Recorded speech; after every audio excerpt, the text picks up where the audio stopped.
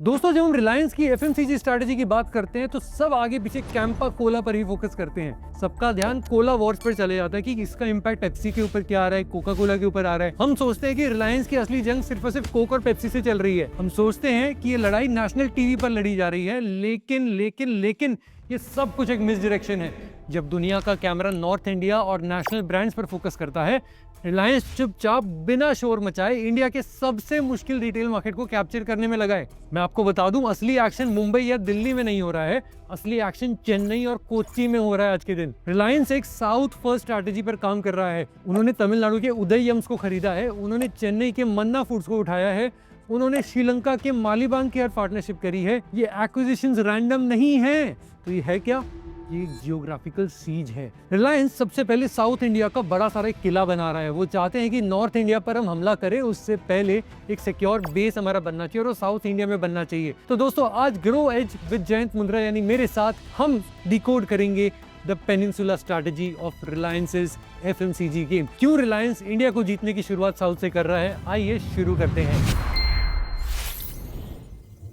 तो दोस्तों देखो, कोला एक चॉइस होता है। आप आज कोक पियो, कल पेप्सी पियो, ठीक है, लेकिन दाल और चावल एक जरूरत होती है। नॉर्थ इंडिया में लोग ब्रांड अक्सर बदल लेते हैं कि प्राइस चेंज हो रहा है तो उस हिसाब से देख लिया, लेकिन साउथ इंडिया में देखा जाता है कि जो स्टेपल्स होते हैं आपके इस तरह के, वो एक इमोशनल एंड बायोलॉजिकल कनेक्शन के साथ जुड़ जाता है आपके साथ। अगर आप 30 साल से एक स्पेसिफिक ब्रांड का इडली बैटर बना रहे हो तो आगे भी आप उसी का खाना चाहोगे, क्योंकि आपके टेस्ट बड्स उससे लॉक हो चुके हैं। रिलायंस सिर्फ कैंपा कोला को बेचकर आपकी प्यास बुझाने में इंटरेस्टेड नहीं है, वो इंटरेस्टेड है आपको उदयम बेचने में, मन्ना बेचने में और आपके किचन के बजट को कैप्चर करने में। कोला महीने में 4 बार खरीदोगे आप, लेकिन दाल दिन में 2 बार बनती है घर में। यही है रिलायंस का वॉल्यूम वाला प्ले।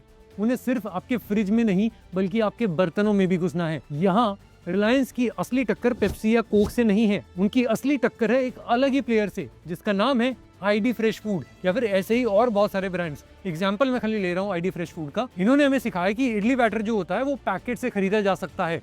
उन्होंने कमोडिटी को ब्रांड बना दिया। रिलायंस ने देखा कि यार आईडी ने तो मार्केट तैयार कर दिया है, कंज्यूमर की आदत बदल दी है, अब रिलायंस को बस मार्केट में कैप्चर करना था। तो मन्ना फूड्स को खरीदकर रिलायंस ने आईडी फ्रेश को चैलेंज कर दिया। आईडी एक स्टार्टअप है जो इन्वेस्टर मनी पर चलता है, लेकिन रिलायंस के पास इन्फिनिट कैश फ्लो है। रिलायंस वही बैटर सस्ते में बेचेगा। वो प्राइस वॉर में किसी भी स्टार्टअप को ब्लीड कर सकते हैं। यही वो स्ट्रैटेजी है जिसको हम जियो स्ट्रैटेजी के नाम से भी जानते हैं, और हमने टेलीकॉम मार्केट में उसे प्ले होते हुए देखा है। पहले आदत लगाओ, फिर मार्केट को कैप्चर कर लो और फिर उनको वो जम के बेचो सालों साल। हमें ये समझना होगा कि साउथ इंडिया बाकी मार्केट से बहुत अलग है। मार्केटिंग में एक टर्म होता है जिसे बोलते हैं द हिंदी बेल्ट बायस। ज्यादातर नेशनल ब्रांड्स की स्ट्रैटेजी नॉर्थ इंडिया फोकस्ड होती है, उनका taste palate north Indian consumer के हिसाब से होता है। लेकिन साउथ ऑफ इंडिया एक अलग कॉन्टिनेंट की तरह ऑपरेट करता है। वहाँ ब्रांड लॉयल्टी बहुत ज्यादा स्ट्रॉन्ग देखी जाती है। एक तमिल फैमिली जो पिछले 30 साल से उदयम का ही दाल खा रहे हैं, वो आज अचानक से शिफ्ट नहीं होगी क्योंकि कोई और दाल थोड़ी सस्ती मिल रही है। आप चाहे कितना भी डिस्काउंट दे दो, वहाँ ट्रस्ट तोड़ना बहुत मुश्किल होता है। इसलिए रिलायंस ने दरवाजा खोलने वाले गेट कीपर्स को ही खरीदना शुरू कर दिया। जब रिलायंस उदयम्स को खरीदता है तो वो सिर्फ एक कंपनी को नहीं खरीद रहा है, वो तमिलनाडु के हर किचन के एंट्री पॉइंट को खरीद रहा है, एक टिकट खरीद रहा है उनके किचन के अंदर। मैं आपको बता दूं, यहाँ एक साइकोलॉजिकल गेम भी चल रहा है बाय द वे। रिलायंस ने उदयम का नाम नहीं बदला है, उसको बदल करके जियो दाल नहीं रख दिया है। ऐसा क्यों, समझ पा रहे हो? क्योंकि एफएमसीजी में हेरिटेज बिकता है। अगर आप तमिलनाडु में एक दादी माँ को बोलोगे कि यार रिलायंस की दाल यूज करो, वो मना कर देंगी, लेकिन अगर आप उन्हें वही उदयम का पैकेट ला के दोगे तो खुशी से ले लेंगे, भले ही आज उसका मालिक बदल करके रिलायंस हो गया हो। रिलायंस वाले बहुत ही अच्छे से जानते हैं कि ट्रस्ट को ट्रांसफर नहीं करा जा सकता, ट्रस्ट सिर्फ खरीदा जा सकता है या कमाया जा सकता है। इसीलिए वो स्ट्रैटेजी पे काम कर रहे हैं और इसके साथ वो उसमें लगा रहे हैं कॉन्ग्लोमरेट लेवल वाली एफिशिएंसी। बट बात सिर्फ इतनी नहीं है, बात आती है यूनिट इकोनॉमिक्स की। आप जरा ऐसे समझो कि हमारा जो साउथ इंडिया का मार्केट है वो एफएमसीजी इंडस्ट्री का सबसे प्रॉफिटेबल जोन है इंडिया में। वहाँ अक्सर ये देखा गया है कि कंज्यूमर्स क्वालिटी के लिए एक्स्ट्रा पैसे देने के लिए तैयार रहते हैं। साउथ इंडिया इसी वजह से है, पूरे कंजम्पशन का तो 30% के आसपास बनाता है इंडिया में, लेकिन वैल्यू वाले टर्म्स में और भी ज्यादा होता है। रिलायंस का कैलकुलेशन इसलिए बहुत ही सिंपल है दोस्तों कि नॉर्थ में वॉल्यूम होगा लेकिन साउथ में वैल्यू है, और बिना वैल्यू के आप एफएमसीजी की बड़ी जंग को नहीं जीत पाएंगे। अब जरा रिलायंस की पार्टनरशिप को भी आप देखो। उन्होंने श्रीलंका की सबसे बड़ी बिस्किट वाली कंपनी मालीबांग के साथ हाथ मिलाया है। श्रीलंका दिल्ली से बहुत दूर है लेकिन चेन्नई से बहुत पास है। इसका एक बड़ा फायदा है ISFTA अग्रीमेंट। अब ये क्या है? इस अग्रीमेंट की वजह से श्रीलंका से आने वाले प्रोडक्ट्स पर ना के बराबर ड्यूटी लगाई जाती है। ये है मुकेश अंबानी जी का मास्टर स्ट्रोक। जब तक बाकी कंपनीज कंपटीशन का सोचेंगी, रिलायंस अपने सस्ते मैन्युफैक्चरिंग कॉस्ट से उन्हें हरा चुका होगा या फिर उन्हें बहुत ज्यादा दबा चुका होगा। उन्होंने साउथ के लिए साउथ में ही मैन्युफैक्चरिंग हब बना लिया है या उसके आसपास से ही सारा सामान लेकर के आ रहे हैं। और यहाँ आती है रिलायंस की सबसे बड़ी unfair advantage, the distribution flywheel. HUL या ITC की जब बात करते हैं, उनको शेल्फ स्पेस के लिए पैसे देने पड़ते हैं, उन्हें लड़ना पड़ता है। लेकिन रिलायंस के पास साउथ इंडिया में बहुत सारे अपने खुद की दुकानें हैं, जिनमें से स्मार्ट बाजार का भी एक कॉन्सेप्ट है और भी बहुत सारे नाम आपने सुने होंगे, जैसे कि रिलायंस फ्रेश। वो इन प्रोडक्ट्स को फ्रंट शेल्फ पर वहां पे रख पाता है। वो खुद ही मैन्युफैक्चरर है और वो रिटेलर भी है। इस वजह से उनका मार्जिन 15 से 20% ज्यादा होता है वर्सेस नॉर्मल अदर कॉम्पिटिटर्स। ये मार्जिन वो कंज्यूमर्स को डिस्काउंट पे दे सकते हैं और उन्हें ज्यादा जल्दी कन्वर्ट कर सकते हैं, मार्केट को एक्सपैंड कर सकते हैं, कैप्चर कर सकते हैं, और तब शुरू होता है असली प्राइस वॉर। लेकिन बात सिर्फ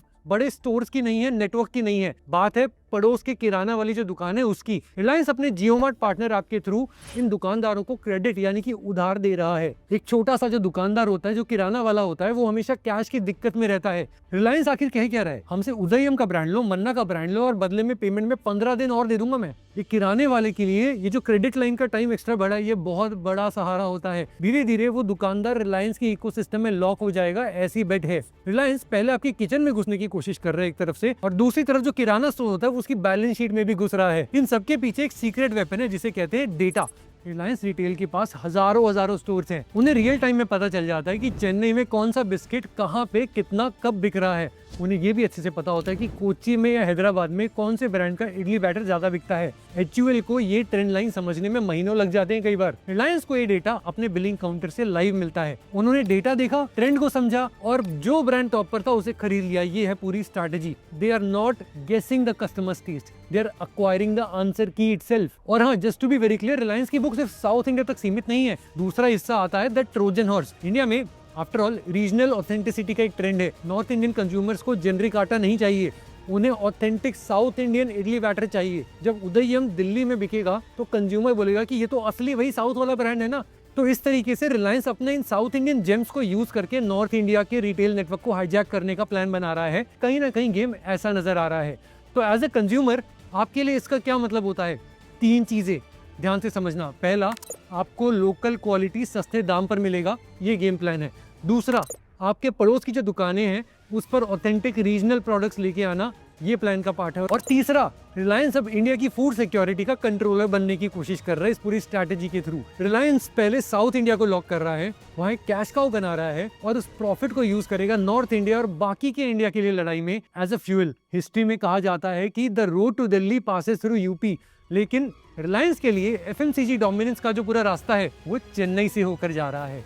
आपको क्या लगता है, क्या रिलायंस का साउथ फर्स्ट स्ट्रैटेजी काम करेगा, ये मॉडल काम करेगा?